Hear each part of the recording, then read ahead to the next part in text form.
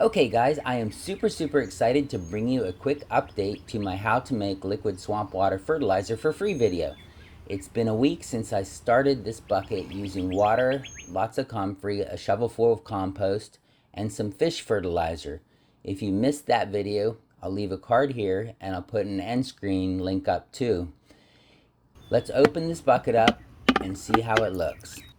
Oh wow, you can see it is decomposed into a thick soup of green smelliness.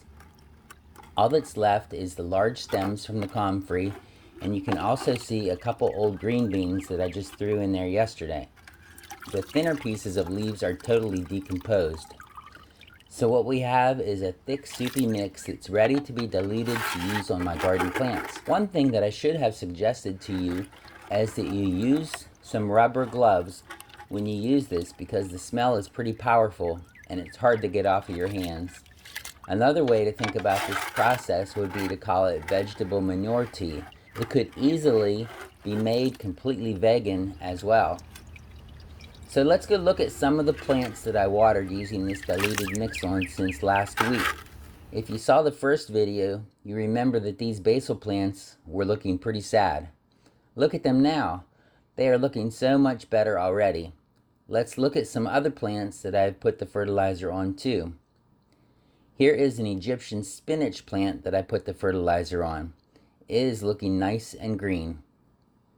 I also put it on these young squash plants, and they are really starting to take off.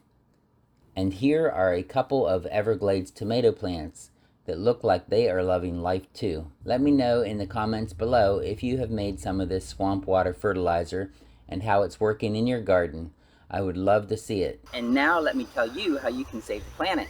If you like this video, go ahead and click the thumbs up, which is the like button, and that will tell YouTube that this video is good and it needs to be shared out to other people, because lots of people need to know how to make their own fertilizer so they can grow nutrient-dense organic food so they can feed themselves, their families, their community, and thereby saving the world.